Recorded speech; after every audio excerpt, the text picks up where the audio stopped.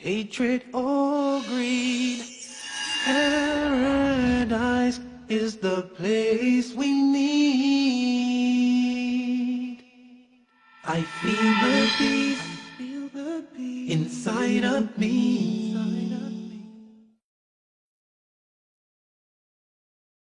Greetings and peace. This is Dr. Laurence Brown with another episode of Interfaith Issues, where we discuss the issues of common interest to the monotheistic religions of Judaism, Christianity, and Islam. Today's episode is going to focus on atheism. I'm going to start with F.W. Norwood's quote, "Life's greatest tragedy is to lose God and not to miss Him." Atheists claim that they can explain our existence through science, through the Big Bang, through evolution, and because these explanations satisfy them. Now, I have addressed this before in my talk on the big questions, but I would like to address it again. In a nutshell, the problem is that by these explanations of the Big Bang and evolution, science contradicts science. Why? Because it's a general principle of science to believe in the concept of entropy.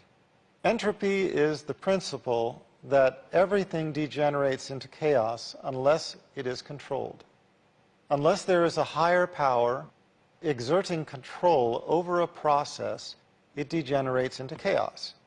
Now, it does not matter if you are talking about your child's bedroom, the kitchen sink, or a complex chemical reaction.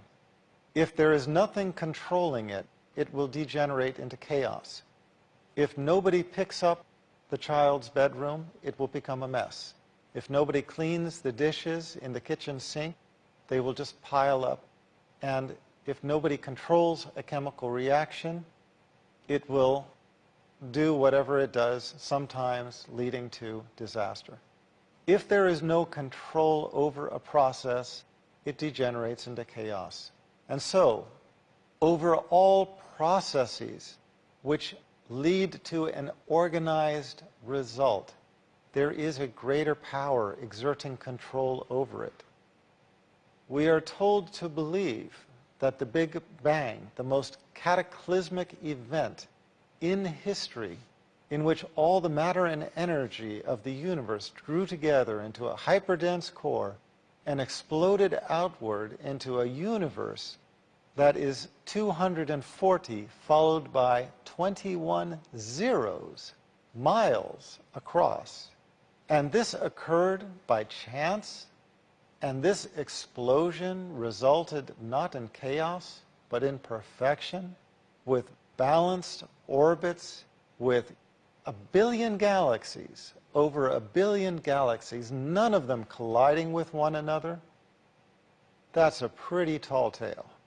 At the same time, we are told that evolution was a process by which, through exposure to the primordial elements, amino acids were derived, basic building blocks of proteins, which developed into a single-cell organism.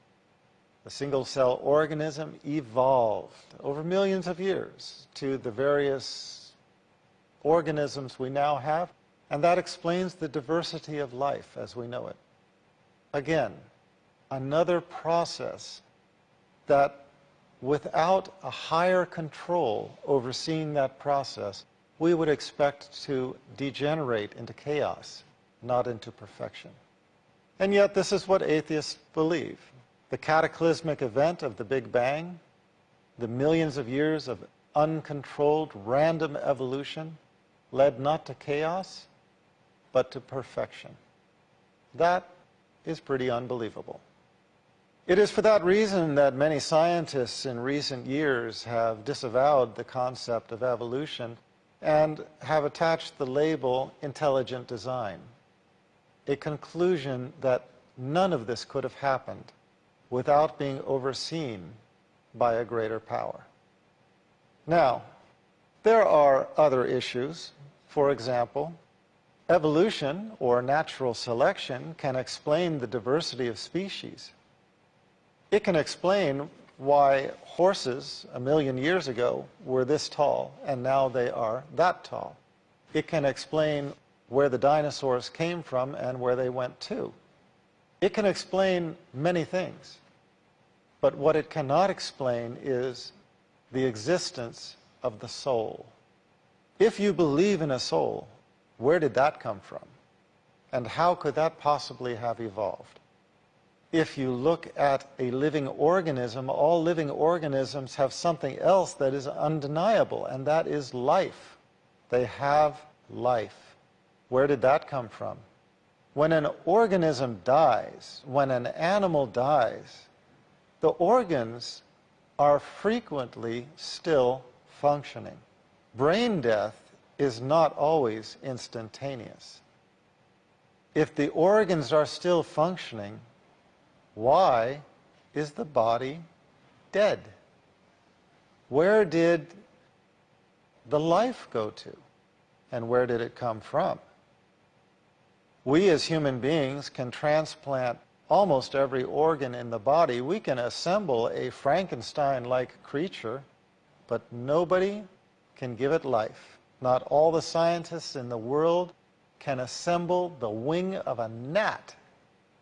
We cannot assemble the smallest organism in creation and give it life. Where did that come from? So the theory of evolution can explain many things, but there are also some quintessential elements to life that it cannot explain. Having said that, there's the old and famous quote that there are no atheists in a foxhole, meaning that everybody at some point in their life enters a period of panic, a period where, for whatever reason, they are thrown into panic and desperation. And at those moments, you never find anybody calling upon anything except for their Creator. Oh God, help me. Oh God, this, oh God, that. But it is always, oh God, even from the lips of an atheist. The English poet, Elizabeth Browning, in The Cry of the Human, had two very beautiful lines. And lips say, God be pitiful, who ne'er said, God be praised. There will come a time when all of mankind stands on the day of judgment, and those who never praised God will ask God to be merciful. They never praised God, but they will ask God to be merciful. How do they expect mercy from a God they never recognized and never worshiped? The prayer of a skeptic is a good starting place. Those of you who know my conversion story, how I became religious, know that it started with prayer of the skeptic. I didn't know this prayer had a name at that time. The prayer I prayed was, oh God, if you are there. I didn't even know. I was an atheist. Many people think that I was a Christian, and I came to Islam through Christianity. That was never the case. I was an atheist who became religious, searched for the truth, could not find it in Christianity, but who did find it in Islam. I was the atheist who prayed, oh God, if you are there, because I didn't know. But I did make the prayer. Oh God, if you are there, help me and guide me. And I promised that if God guided me to the religion that was most pleasing to Him, that I would follow. And that is a prayer anybody can pray. Call upon our Creator in just that way. Our Creator, if you are there, guide me and I will follow. So, we look to the past. We find some famous people speaking on this subject. Francis Bacon, quote, I had rather believe all the fables in the legend and the Talmud and the Al-Qur'an than that this universal frame is without a mind, stating that he would rather believe everything in all of the books of Scripture than to believe that this vast creation is without a creator. He went on to comment, God never wrought miracle, to convince atheism? Because his ordinary works convince it. The more a person learns about the creation and the intricacies of life, the intricacies of organisms, the more they realize that this could not have happened by happenstance. Again, if we turned the processes of evolution loose, how can we expect them to lead to perfection rather than to chaos? We look at a building, we know that there's an architect. We look at a sculpture, we know that there is a sculptor.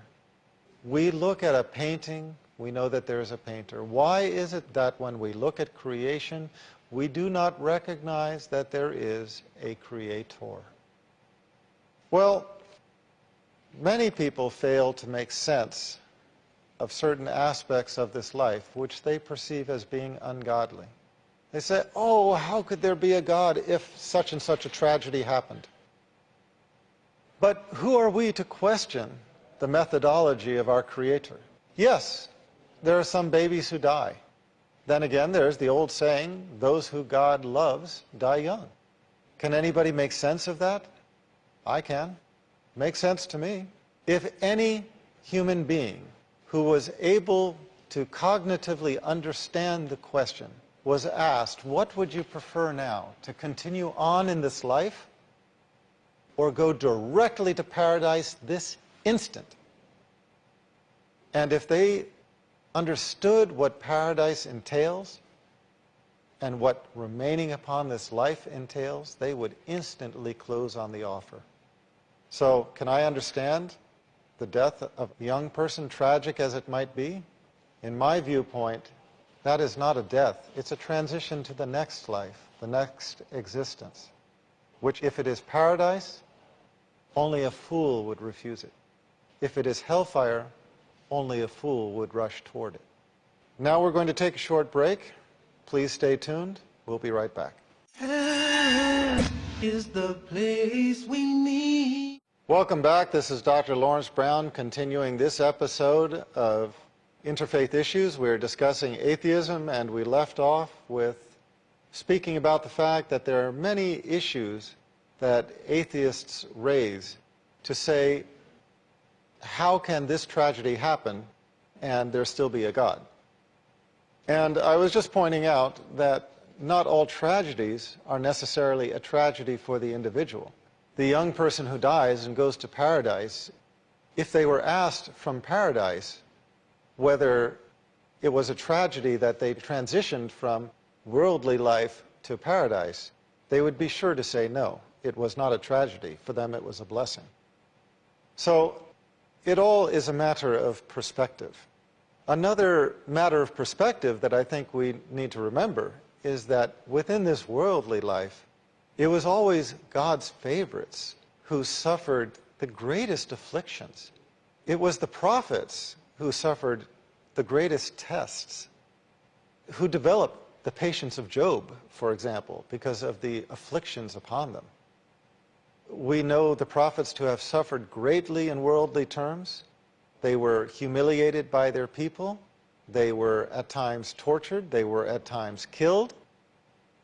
Some of them had children who died in their arms. And so we have to understand that the reward for piety and righteousness is not necessarily found in this life. Indeed, this life is a test. This life is a test. This life is a trial. It is a proving ground for us to show ourselves deserving of the reward in the hereafter. But now, if we expect paradise in this life, why should we expect paradise in the hereafter? No. Paradise is something to be earned. And you earn something through difficulty, through overcoming difficulty, not through living life as a party. So, remembering that some of those who suffered the most in this life were in fact the prophets, the favorites of our Creator, reminds us that there might be a higher logic, a higher understanding to the events that we look at and consider as being tragic. Maybe there is another way of looking at them which makes godly sense. And it is finding that way of looking at them that helps a person to make sense of not only God, but his creation and our purpose of being. One thing I would point out is that nobody concludes a happy event with a tragedy and considers it a good day. Nobody goes out to a wonderful night on the town, gets mugged at the end of it, and concludes, wow, that was great, I want to do it again. Nobody has the most wonderful of experiences, at the end of which it ends in some horrific tragedy and concludes that that was good. In the same way, we should not look at this life and think of this as a time for play and then find ourselves in the fire in the hereafter. It is not going to be a good conclusion. But as Allah tells us in the Holy Qur'an, quote, "The life of this world is but little comfort in the hereafter." We cannot believe that the transgressors and the criminals, when they suffer their punishment, are going to find comfort from any of the pleasures they achieved in this life. There is not in this life, or at least there is seldom, a free lunch. Everybody knows that if you want to get paid on your job, you have to do the work. If you do not do the work, if you underperform, you get fired. Think about that word and think about what that word means. Where did that word come from? Words do not come from nowhere. A product that is not satisfactory is recycled or destroyed. If we are the creation, we are the product. And if we are not satisfactory, it makes sense that we are the ones who will be in the fire. Again, to quote the Holy Qur'an, "And I have not created," this is Allah speaking, "and I have not created jinns and men except that they should serve," and some translations render this, "worship me." So that is our job description, our purpose for existence, to serve and worship our Creator. As Francis Bacon commented, quote, "They that deny a God destroy man's nobility. For certainly man is of kin to the beasts by his body, and if he be not kin to God by his spirit, he is a base and ignoble creature." So, I think it's important to realize atheism as a belief. We recognize it, we know it's there, but we ask God to save us from it. As I mentioned before, if you don't have baseline belief in God to begin with, it's difficult to pray to something you don't believe in. But how will it hurt anybody who is sincere to pray and ask our Creator if He is there? O God, O our Creator, if you are there, guide me to the religion of truth. If you are there. And if you are there, and if there is a religion of truth, I will follow. How is that going to hurt anybody to pray that prayer? And if you pray it with sincerity, how is it possible to conceive that our Creator would not answer that prayer? We should rightfully move on from this point to discussing not atheism, but agnosticism. And although agnosticism is not a creed, but rather a method, it's a very misunderstood concept. The concept of agnosticism is not belief in God, but not knowing how to believe in God. No, rather the concept of agnosticism is agnostis, not knowing, not being able to prove. You know, from the Latin, the A is negating, Gnostic is certain knowledge. It is basically saying that you cannot prove the existence of God.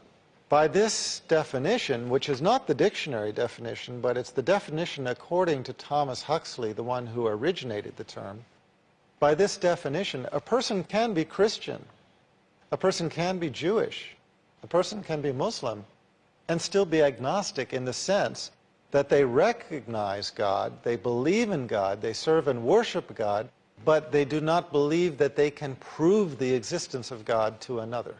That is something that has to come from God himself. What brings certainty of God's existence into a person's heart and into a person's mind? Well, religious knowledge is not like other knowledge. It's not purely academic. It is as much a matter of the heart as it is of the intellect. But to have true certainty in religion, that only comes from one place. That is a gift from our Creator. So a person can claim to be atheist, a person can claim to be agnostic and to find those ideologies satisfying. But look, there are many things in life. There are many things in life that are not provable. Gravity. Well, you can drop something and you can find it is still working, but you can't see gravity. By definition, you can't see a black hole, although you can see the evidence that points to its existence. You cannot prove your hunger drive. You cannot prove your headache. You can show the symptoms of it, but you cannot prove it. We arrive at the belief in gravity, entropy, black holes, our emotions, our feelings, and so on, because we either experience them directly or because the overwhelming evidence points to them. And in the same way, I would suggest that the overwhelming evidence points to the existence of a creator. A Bedouin once asked why he believes in God. And he just answered simply, you know, if I see hoof prints, I know that there has been a sheep or a goat. If I see camel footprints, I know there has been a camel. And if I see footprints, I know there has been a human being. And if I look at creation, I know that there is a creator. Well, for those who are uncertain, don't try to solve it yourself. Don't agonize over it. Pray for our Creator to solve it for you. Again, oh God, if you are there. Well, in the same way that we accept gravity, entropy, absolute zero, black holes, the hunger drive, etc., I hope we all someday arrive at accepting the existence of God. And should we do so, the next question then is how to travel down the chain of continuity and revelation and arrive at the religion of truth. That is much of what I have spoken about and what I will speak about in other episodes of this series, Interfaith Issues. So I thank you for being with me tonight or today, and hope that you will join us next time. This is Dr. Laurence Brown. Until next time, this is Dr. Brown sending you the greeting of peace. I feel the peace inside of me, of complete tranquility. I remember